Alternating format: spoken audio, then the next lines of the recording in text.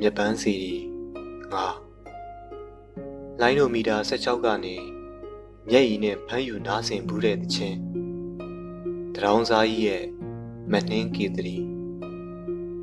စိတ်နာပြီဆိုငိုရင်းနဲ့လဲရဲတဲ့အရွယ်နှင်းမြူတွေထဲမှာ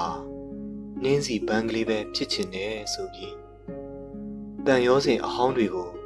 မီးပုံရှို့သွားတယ်ခံစားချက်တွေကိုလောင်ကျွမ်းပြာချပစ်လို့ရသလားလွမ်းတိုင်းပူရတယ်တိုက်ဆန်မရှိတဲ့အလုပ်ဟာအနာကျင်ရဆုံးပါပဲကမ္ဘာဗန်းနဲ့ရံပစ်ထားတဲ့နိုင်ငံမှာလူတိုင်းနှီးပါမွဲနေတော့ဝဲမှမသိတာဘူးမဟုတ်လားရွက်ကြွေတွေကြားကြွက်သေးတွေစားနေတဲ့ကြောင်ကန်းလိုဘဝမှာနေပျော်ခဲ့ပြည်တွင်းပြည်ပမှဘာမီတွန်များကိုဖိတ်ခေါ်၍ပါရာစီတမော်များဖွင့်ဖြိုးတိုးတက်ရင်တမျိုးသားလုံးမြေပုံနဲ့အုတ်ခုများမြင်မာရင်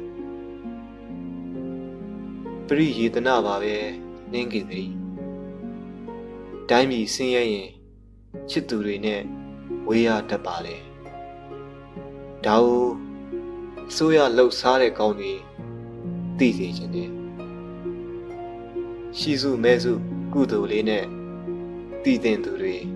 တည်တဲ့နာကိုမြန်မြန်သိကြပါစေလို့တောင်းစုပန်ချွေရပါတော့